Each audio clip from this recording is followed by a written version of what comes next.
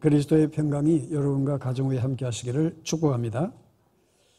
자, 오늘은 두아디라 교회를 향해서 주님께서 말씀하시는 가운데에 그들이 회개해야 할 내용이 무엇인지에 대해서 우리가 잠시 살펴보기를 원합니다. 그 당시에 아시아에 있는 7교회 가운데 두아디라 시는 군사적 요충지였을 뿐만 아니라 교통의 요지였습니다. 그러다 보니까 자연적 외세의 침략이 잦은 곳이었었는데 그 당시에 로마가 이 아시아 전역을 지배하면서 그 로마의 평화 정책으로 인해서 도시가 안정이 되어지고 그러면서 경제 조직인 길드의 발달로 상공업과 무역이 발달하게 되어졌습니다. 그래서 사도행전 16장 14절에 보면 두아디라 시에 있는 자색 옷감 장사로서 하나님을 섬기는 누디아라 하는 한 여자가 말을 듣고 있을 때에 주께서 그 마음을 열어 바울의 말을 따르게 하신지라, 이렇게 기록이 되어 있습니다. 이것은 바울이 빌립보에서 이 루디아라는 사람 만났는데 그 출신지가 바로 두아디라라는 거죠. 그러니까 거기에서 이제 자색 옷감 장사로서 굉장히 그 돈을 많이 번 그 여성 신도죠. 루디아라고 하는 사람이. 그래서 그 바울의 선교를 굉장히 후원하고 도왔던 사람인데, 그러니까 그 당시에 두아디라는 굉장히 그 상공업이 발달되어지고 그래서 돈이 풍부했고, 또 반면에 그 이방 종교와 각종 이방 종교와 황제 숭배가 만연했던 곳입니다. 그러니까 이 우상 숭배라든지 또 황제 숭배, 이런 것들이 상당히 밀착되어져 있고, 그래서 길드 중심의 그 축제는 상업적인 그런 것을 통해서 그 도시에는 돈이 많이 도는 경제적으로 부유한 도시가 되어졌던 것이죠. 그래서 이 고대로부터 축제라고 하는 것은 결국은 뭐와 결부됩니까? 이 축제는 종교와 관계됩니다. 그러니까 우상 숭배와 관련이 되면서 또 이 축제 속에는 뭐가 있을까요? 경제적인 이익을 취하는 그 상인들이 많이 모이겠죠. 자, 우리 주변에도 지역 자치단체마다 축제가 많죠. 그 축제에는 그 축제보다가 또 더 그 축제를 좋아하고 그 축제에 참여하는 상인들이 있잖아요. 그렇죠? 네. 그러니까 진주에 우리가 인근에 개천제 하면은 그 밤에 그 야식 시장이 형성되어지면서 또 상인들이 많이 모이게 되고 또 거기에서 경제적인 어떤 이득을 취하게 되고 우리가 와룡제다 무슨 전어축제다, 이게 전부 다 지역 경제와 밀접하게 관련이 되어 있는, 그러니까 이 돈과 관련되어져 있는 그런 그 상업 중심의 도시에는 그런 우상 숭배 또 황제 숭배, 그러면서 거기에서 축제 절기를 통해서 그 상권이 돌아가는 그런 것을 보게 됩니다. 결국은 돈, 우상 숭배, 명예, 이런 것들이 다 포함이 되게 되는 거죠. 그래서 이 두아디아라는 뜻은 관을 쓴 여자라는 뜻입니다. 관을 쓴 여자. 그러면 무슨 관을 쓰느냐? 세상의 물질의 관, 명예의 관, 또 세상의 모든 영광의 관을 쓰고자 하는 그런 세속주의가 만연할 수밖에 없는 것을 우리는 보게 됩니다.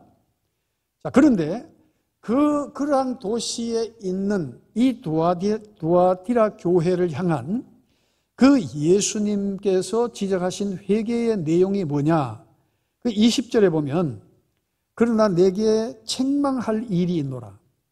자칭 선지자라 하는 여자 이세벨을 내가 용납함이니 그가 내 종들을 가르쳐 꿰어 행음하게 하고 우상의 제물을 먹게 하는도다. 우상의 제물을 먹게 하는도다. 그러니까 이 이세벨이라고 하는 것은 이 명칭만 들어도 우리가 잘 알 수가 있죠. 이세벨은 바로 이스라엘 왕 아합의 아내로서 이방 여인이었어요. 아주 바알 숭배에 젖어 있는 그 이방 여인 이세벨을 아내로 맞아들이면서부터 이스라엘 전체가 우상 숭배로 타락을 하게 되는 거예요. 자, 그래서 열왕기상 16장 31절에 보면 느바세 아들 여로보암의 죄를 따라 행하는 것을 오히려 아합이 가볍게 여기며 시돈 사람의 왕 엣바알의 딸 이세벨을 아내로 삼고 가서 누구를 섬겼어요? 바알을 섬겨 예배하고 그렇게 기록되어 있어요. 그러니까 하나님을 섬겨야 될 이스라엘 백성들이 자, 이세벨에 의해서 그 바알을 섬겨 예배하더라는 거예요. 네? 네. 그러니까 남자들이요, 여자를 못 이겨요. 그러니까 여자가 하자는 대로 끌려가는 거야. 네? 우리 기독교 안에는 뭐 그런 게 별로 없지만은 이게 세상 문화에 젖어 살면 어떻게 끌려갈 수밖에 없는 거예요. 그래서 우상 바알에게 예배함으로써 이스라엘 전체가 죄악에 빠지는 그 결과를 가져왔다는 거예요. 그런데 여러분, 여기에서 우리가 자세히 생각해 보면 아합은 왕입니다. 그렇죠? 권력을 의미하죠. 그리고 이세벨은, 자, 아합은 권력과 정치를 상징한다면 이세벨은 뭐를 상징합니까? 종교를 상징합니다. 그렇죠? 네. 이 바알 숭배자니까. 그런데 여러분, 이 정치와 종교가 야합을 하게 되면 정치가 변질될까요? 종교가 변질될까요? 이 종교가 변질되게 되는 거예요. 왜? 그 권력과 가까워지게 되고 또 배후에서 물질적 후원을 받게 되면 이 종교는 끝없이 타락하게 되는 거예요. 그래서 그 당시 두아디라 교회가 바로 그런 면에서 극단적인 세속화를 통하여 말씀 중심의 교회여야 할 그 교회가 정치와 결탁되어지면서 아주 타락해버리는, 그러면서 그 우상 제물을 먹고 영적으로 이방 종교와 야합하는 그런 일들이 벌어지게 된 거예요. 여러분, 정치와 종교가 하나 되었던 중세 유럽을 흔히 뭐라고 부릅니까? 암흑기라고 부르죠. 암흑기. 그 중세 천년이 암흑기라. 그러니까 로마 캐토릭 교황이 권력이 점점 커지면서 이게 타락하기 시작하는 거예요. 종교가. 그러면서 물량 중심의 신앙이 되어버린 거예요. 여러분, 우리의 신앙이 물질 중심이 되는 그 기복 신앙을 갖게 되면 우리의 신앙 형태도 달라지게 됩니다. 여러분, 우리는 오직 말씀 중심, 예수님 중심의 신앙을 가져야 될 줄로 믿습니다.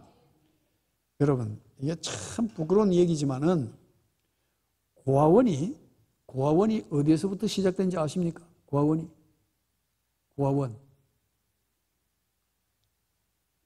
중세 수녀원에 여자들만 모여 있는데 애가 자꾸 생기는 거야. 네? 아니, 여자들만 모여 있는 수녀원에 수녀들이 애들을 자꾸 갖게 되는 거야. 그 성령으로 잉태를 했나? 그런데 나중에 이게 이제 드러났어요. 보니까 수도원과 수녀원 사이에 지하 통로가 있는 거예요. 네? 지하 통로가 있어요. 그래서 은밀히 수도사들과 수녀들, 그 젊은 사람들이 뭐 수도한다고 그러지만은, 네? 그 젊은 사람들이, 네? 그 좌우지간 그 거시기 했단 말이지. 네? 그래가지고 이 지하 터널이 있는 것을 나중에 발견하게 된 거죠. 이게 참 캐토릭의 수치 아닙니까? 그래서 그 태어난 아이들 어떻게 해? 그래서 그 고아원이 생기게 됐다니까. 그러니까 이게 종교가 정치와 타협하고 물질에 젖어들기 시작하면 끝없이 타락해버리는 거예요. 그리고 행음에 빠져버리는 거예요. 여러분, 사람이 무엇보다도 성적 타락은 대단히 심각한 재앙을 몰고 온다는 것을 우리는 성경을 통해서 잘 알고 있잖아요. 노아 홍수의 원인이 뭡니까?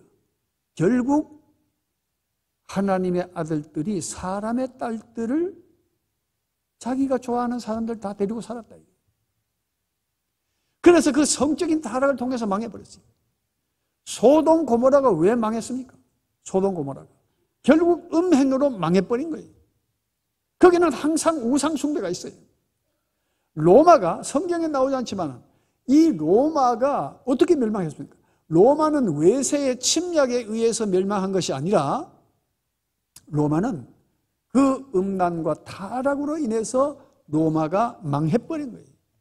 그러니까 그 당시에 바울이 1세기 때 로마에서 복음을 전했잖아요. 또 로마 교회에 편지를 보내고 그랬는데 그 로마서에 보면 그 동성연애에 대해서 바울이 얘기를 하고 있는 거예요. 네? 그 죄악에 대해서 얘기하고 있는 거예요. 그러니까 결국 지금 이 시대 주님 오시기 전, 재림하시기 전 마지막 시대도 결국은 사람들은 성적 타락으로 망하게 된다는 것을 지금 보여주고 있잖아요. 진행되어지는 일들이 그렇게 돼가고 있어요. 그러니까 죄가 죄 아니라는 법을 만드는 거예요. 네? 세상적으로 볼 때는 죄가 아니지만 하나님의 말씀으로 봤을 때는 그것은 분명히 동성애와 동성애혼은 가증한 죄에 불과한 거예요. 그런데 그게 죄가 아니라고 합법화하니까 사람들이 죄를 죄로 여기지 않고 회개하지 않더라는 거예요. 그러니까 여러분 21절 말씀 봅시다. 21절에 또 내가 그에게 회개할 기회를 주었으되 자기의 음행을 회개하고자 어떻게? 하지 아니하는도다. 회개하지 않더라는 거예요. 회개하지 않더라는 거예요. 죄를 죄로 여기지 않더라는 거예요. 자, 그런데 22절에 보면 볼지어다 내가 그를 침상에 던질 터이요 그와 더불어 간음하는 자들도 만일 그의 행위를 회개하지 아니하면 큰 환난 가운데에 던지고 이렇게 말하고 있어요. 여러분, 지금 이 일이 어디에서 이루어졌다는 겁니까? 이게 네? 세상 밖에서 이루어졌다는 겁니까? 두아디라 교회 안에 이런 일이 있다는 겁니까? 네?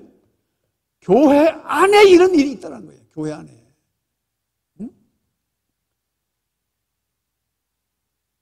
그러니까 오늘날 교회가 여러분 무슨 동성애 축제할 때에 기도 안 막히는 게 진보적 자유주의적 신학을 추구하는 그런 목회자 또 심지어 신학자들까지도 거기에 동조해서 같이 부수를 만들고 그들을 옹호하는 발언을 하고 아니 회개하도록 촉구해도 모자랄 판인데 도리어 옹호하고 있다. 이게 이 교회가 말이죠. 일부지만 이게 완전히 미친 짓을 하고 있어요. 그러니까 성경이 말하는 본래적인 의미보다는 그 인본주의적인 성경 해석을 통해서 하나님의 말씀을 약화시키고 죄를 장려하는 일에 쓰임을 받는 악한 자들이에요. 그 거짓 선지자들이에요. 그런데 만약 그들이 회개하지 않으면 용서받지 못하는 거죠. 그리고 오히려 22절에 보니까 내가 그를 침상에 던질 터이요 그랬어요. 침상에 던질 터이요. 여러분, 침상에 던진다는 건 뭡니까? 침상에 던진다는 뭘 같아요? 침상에 던진다는 것은 심각한 질병으로 일어나지 못하게 하겠다는 거예요. 여러분, 사람이 오래도 침상에 누워있으면요, 이 죽는 것보다 더 못해요. 네? 여러분들은 착한 믿음 안에서 사시다가 주일 예배 드리고 점심 먹고 성도들과 인사하고 집에 가서 유언할 거 다 하고 그래 조용히 주님 부름 받으시기를 축복합니다. 네. 그리고 새벽 기도 왔다가 아침에 가서 주님 부름을 받든지 어쨌든 주의 전을 출입하는 그 은혜를 누리시길 바랍니다. 네? 그리고 장면은 절대 주일날 거의 걸리지 않도록 돌아가시기 바랍니다. 자, 그러니까 침대에 그냥 침상에 내가 던지겠다는 것은 심각한 질병으로 인하여 일어나지 못하고 고통받게 하겠다는 거예요. 뿐만 아니라 22절 마지막에 보니까 회개하지 아니하면 큰 환난 가운데 던지고 그렇게 말하고 있어요. 그러니까 심각한 질병으로 인하여 일어나지 못하는 그런 고통 가운데 있을 것이라는 것을 보여준 거예요. 여러분, 이세벨이 이스라엘을 우상숭배에 빠지게 했던 이세벨이 나중에 어떻게 죽습니까? 참 비참하게 죽습니다. 자, 열왕기하 9장 7절에 보면 9장 7절에 보니까 하나님께서 엘리사 선지자를 통해서 예언하신 말씀인데 7절에 너는 내 주 아합의 집을 치라. 내가 나의 종 곧 선지자들의 피와 여호와의 종들의 피를 이세벨에게 갚아주리라. 이렇게 말씀하십니다. 이세벨에게 내가 갚아주겠다는 거예요. 그러면서 10절에 이스라엘 지방에서 개들이 이세벨을 먹으리니 그를 장사할 사람이 없으리라 하셨느니라. 응? 이세벨이 죽을 때 어떻게 죽어요? 어떤 죽음을 죽어요? 네? 우리말 속된 말로 개죽음 하는 거예요. 개죽음. 나중에 보니까 시신 수습하러 가보니까 이세벨의 그 살은 다 뜯어먹고 두개골하고 뼈밖에 없더라는 거예요. 그게 열왕기하 9장 33절에 나타난 내용들이에요. 그러니까 비참하게 죽었다. 어떻게 이런 일이 있을 수 있느냐? 바로 회개하지 아니하면 그렇게 말하고 있어요. 그래서 하나님께서는 행위대로 내가 갚아주겠다. 행위대로. 행위대로 갚아주겠다. 자, 예레미야 17장 10절 보겠습니다. 예레미야 17장 10절에 보면 나 여호와는 심장을 살피며 배부를 시험하고 각각 그의 행위와 그의 행실대로 어떻게 한다고요? 보응하리니. 그 행위대로 내가 여러분, 믿음이라고 하는 것은 구원의 출발입니다. 그렇죠? 그러면 우리가 믿었으면 그 믿음에 따르는 뭐가 있어야 돼? 행위가 있어야 될 거 아니야. 네? 그 행위가 있어야 될 거 아니요. 여러분, 만약에 농사를 짓는데 나무는 잘 자라, 잎도 무성하고 꽃도 피고 잎도 무성하고, 그런데 열매가 안 맺어. 그럼 그 나무 어떻게 하겠어요? 그거 잘라내야지. 땅만 버리는데. 마찬가지로 우리의 신앙이라는 것이 막연한 믿음으로 구원받는다고 하니까 그 사이에 아무것도 없는 줄 알아요, 여러분. 응? 믿음은 구원의 출발이요. 그러면 그 믿음에 따르는 행위가 있어야 우리가 구원의 열매를 얻게 된다 이 말이에요. 자, 예수님께서 마태복음 16장 27절에서 뭐라고 말씀하셨습니까? 자, 한번 볼까요? 자, 마태복음 16장 27절에 보면, 자, 같이 읽겠습니다. 중요하니까. 인자가 아버지의 영광으로 그 천사들과 함께 오리니 그때 각 사람이 믿은 대로 갚으리라. 믿은 대로? 예수님이 지금 이 말씀하고 계시는데. 예? 근데 뭐가 믿음으로 구원받아요? 그 중간에 건 또 빼버리고.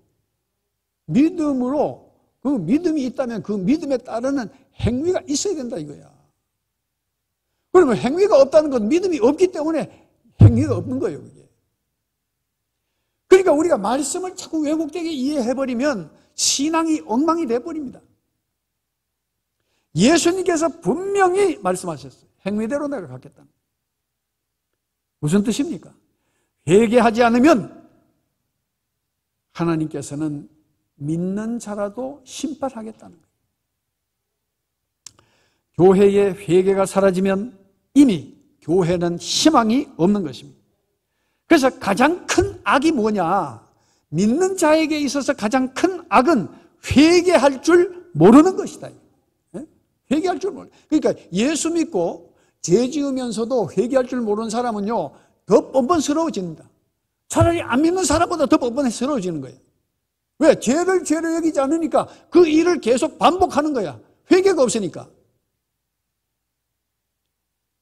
그래서 예수님께서 대단히 중요하게 여기시고 우리에게 말씀하신 것이 마가복음 1장 15절에 나타납니다.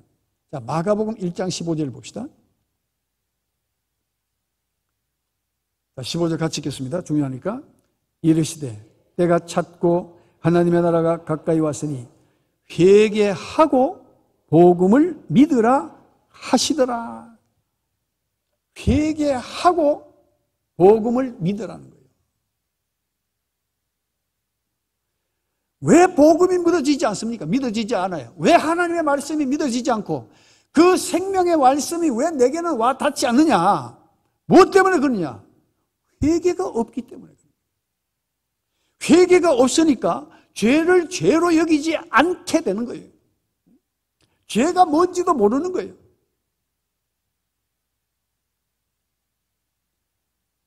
회개가 참 생명이고 회개가 참 구원이 되는 줄로 믿으시기 바랍니다. 네? 여러분, 사람과 사람 사이에도요, 누가 잘못했을 때에 내가 참 미안하다 하고 뉘우치면 사람은 용서해주고 가까워집니다. 그런데 뉘우치지 못하고 내가 뭐 잘못했는데 하고 이러면은 더 멀어지게 되는 거예요.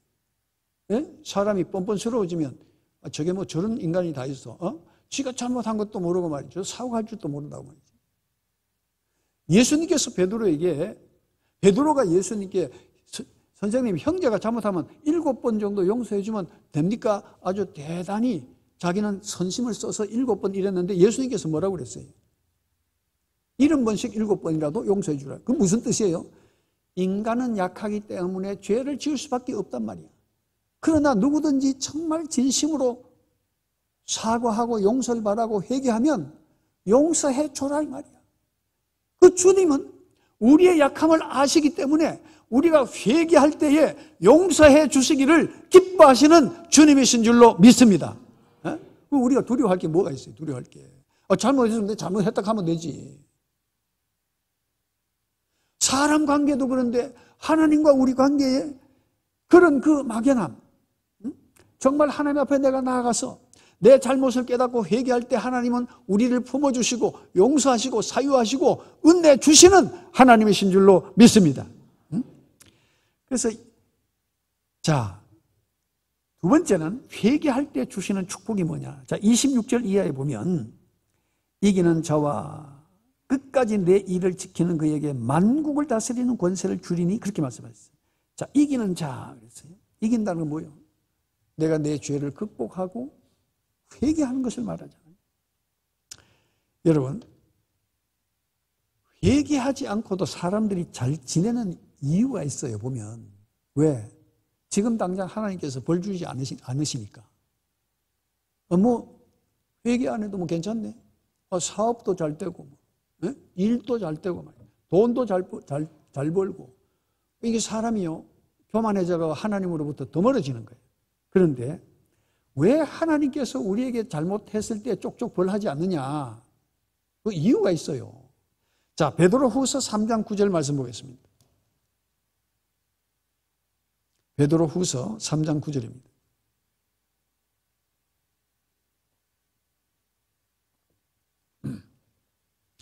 중요하게 같이 읽겠습니다. 주의 약속은 어떤 이들이 더디다고 생각하는 것 같이 더딘 것이 아니라 오직 주께서는 너희를 대하여 오래 참으사 아무도 멸망하지 아니하고 다 회개하기에 이르기를 원하시느니라. 아멘. 자, 이 말씀을 여러분 자세히 보면 주의 약속은 이렇게 말하고 있어요. 주의 약속은. 그럼 이 주의 약속은 누가 받는 거죠? 불신자가 받습니까? 믿는 자가 받습니까? 믿는 자죠. 자, 주의 약속은 어떤 이들이 더디다고 생각하는 같이 더딘 것이 아니라 오직 주께서는 누구를 대하여? 누구를 대하여? 자, 이게 불신자를 대해서 하는 말입니까? 회개하라는 게 불신자를 향해서 하신 말씀이에요?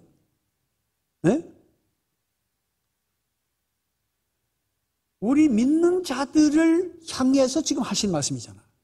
왜? 여러분, 예수 믿는다고 해서 죄 안 짓는 사람 있나요? 우리 여전히 죄인이잖아.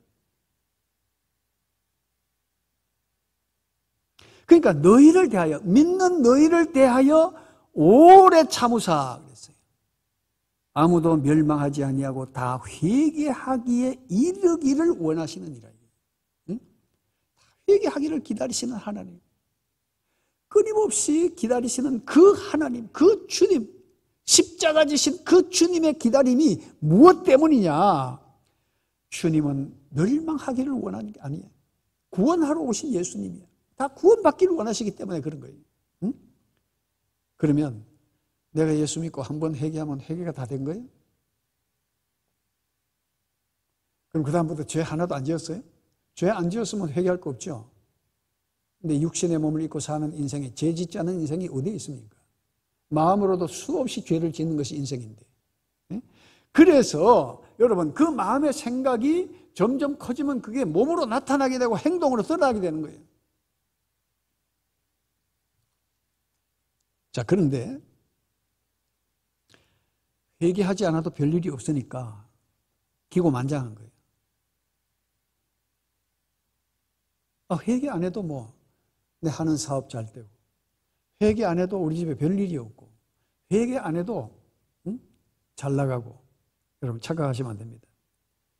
더딘 것이 아니라 오래 참으사 그렇게 말했어요. 주님의 기다리심의 이유는 분명합니다. 우리를 온전히 구원하기 위해서. 그러나 사람은 지금 아무 일이 일어나지 않는다고 해서 오히려 조롱하고 안도하면서 죄를 쌓고 있다는 거예요. 회개해야 돼요. 자, 그런데 회개하는 자에게는 어떤 복을 주시느냐? 자, 26절에 보니까 이기는 자와 그랬어요. 죄를 이기고 회개하는 자와 끝까지 내 일을 지키는 그에게 만국을 다스리는 권세를 주리니 그렇게 말했어요. 자, 죄를 이기고 회개하는 자에게 만국을 다스리는 그 권세를 주시는데 이 권세야말로 세상의 명예와 부귀와 권력과 비교할 수 없는 가장 아름다운 것을 주신다는 거예요. 그게 뭘까요? 계시록 20장 6절에 보니까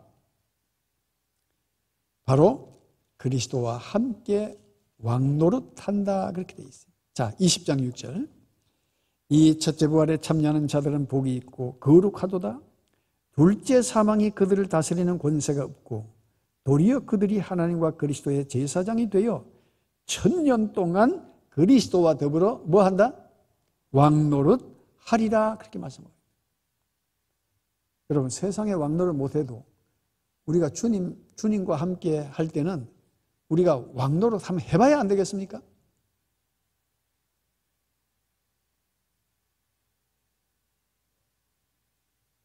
왕노릇 한번 해봐야 안 되겠습니까? 네, 아멘 하신 분은 왕이 되시고 아멘 안 하신 분들은 부하가 되십시오. 그러면 네? 주님과 함께 왕노릇 하시기 바랍니다. 네? 네. 자, 이것은 결국 그리스도의 권세를 계승한다는 거예요. 자, 그런데 그 뒤에 보면 28절에 내가 또 그에게 뭘 주리라? 새벽별을 주리라 그래요. 새벽별을 주리라. 네? 새벽별. 여러분, 이 새벽별은 오늘날 뭘 의미할까요? 새벽에 가장 빛난 별은 뭡니까? 금성이죠. 금성. 요즘 그냥 밤에 가장 빛난 별은 목성이죠. 네. 저녁 지나고 밤에는 목성이 가장 빛나요. 별 중에 제일 큰 별이니까. 네? 태양계에서 제일 큰 별이기 때문에. 그런데 새벽에는 금성이 가장 빛이 납니다.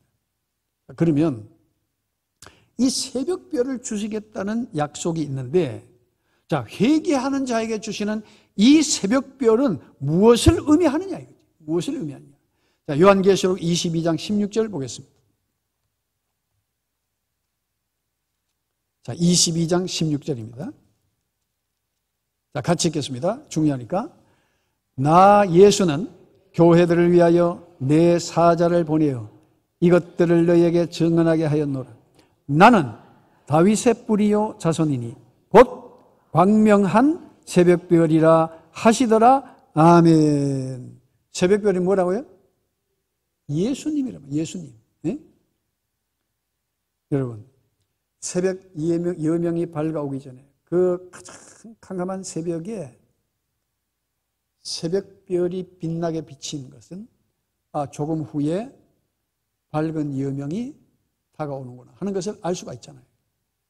그러니까 여러분, 이 광명한 새벽별은 바로 새벽별을 주신다는 것은 회개하는 자에게 주님이 우리 가운데 함께 하신다는 거예요. 네? 주님이 우리와 함께 하시는 거예요. 회개하는 자에게 주님이 함께 하세요. 여러분, 세상에 무엇보다도 주님이 나와 함께 하실 때에 그 주님으로 말미암아 참된 평안과 구원과 은혜와 천국이 이 내 마음 가운데 임하게 되는 줄로 믿습니다. 응? 네. 그러나 회개하지 않으면 예수님은 우리와 절대 함께 할 수 없어요. 예수님이 함께 하지 않으면 하나님도 함께 하실 수 없어요. 근데 하나님이 제일 싫어하신 게 뭐예요? 자, 왜 우리가 하나님과 긴밀하게 하나님과 가까워질 수 없느냐? 왜 주님이 우리 안에 계시지 못하느냐? 그 원인은 하나밖에 없다는 거예요. 이사야 59장 2절 말씀입니다.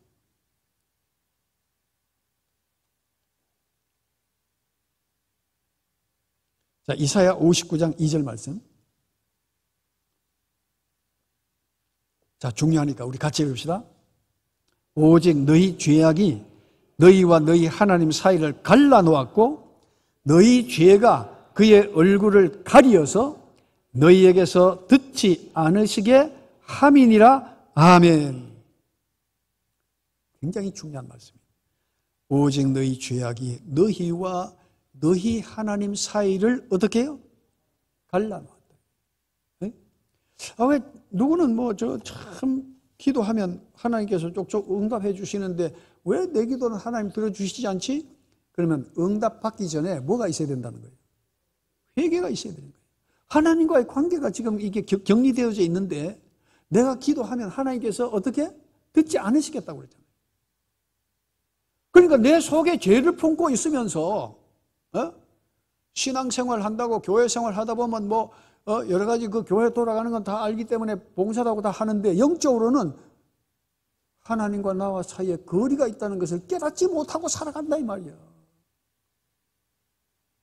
그러니까 기도해도 응답이 안 될 때 사람은요 또 남은 응답 받는데 나는 왜 응답 안 해주느냐고 말이지. 하나님은 왜 사람 차별하느냐고.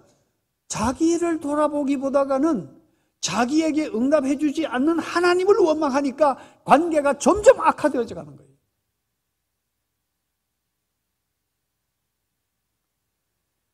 새벽별은 아침 여명이 밝아옴을 알리듯이 새벽별 같은 예수님은 우리가 회개하고 예수 그리스도를 영접할 때에 죄악의 어둠에서 벗어나서 참으로 진리 안에서 밝은 빛 가운데 살아가도록 주님은 우리에게 함께 하신다는 것을 보여주신 것이죠. 그리고 구원의 여명이 밝아오는 것과 동시에 천국 소망이 되심을 우리에게 보여주시는 거예요. 그래서 오늘 마지막 29절에 보면 귀 있는 자는 성령이 교회들에게 하시는 말씀을 들을지어다. 귀 있는 자는 그랬어요. 귀 있는 자는 여러분 귀가 있습니까? 한번 만져보십시오. 네? 귀 있는 자는 그랬어요. 성령이 교회들에게 하신 말씀을 들으라는 거예요. 들으라는 거예요. 우리가 어떻게 살아야 회개와 새벽별의 축복을 누릴 수가 있겠습니까? 오늘 말씀대로 성령이 교회들에게 하시는 말씀에 귀를 기울여야 될 줄로 믿습니다. 그럴 때 회개하는 자에게 주님 우리 안에 계시고 정말 주님이 주시는 평안과 기쁨이 우리 살아가는 일생 동안 믿음의 삶을 사는 모든 자에게 광명한 새벽별 같은 주님이 함께 하셔서 우리 마음의 평안과 기쁨과 죄의 어둠으로부터 자유함을 얻는 믿음의 복된 삶을 누리게 될 줄로 믿습니다. 우리 잠시 기도합시다. 주님, 그저 종교적 활동에 머무르지 않게 하시고 주님과의 관계를 이루며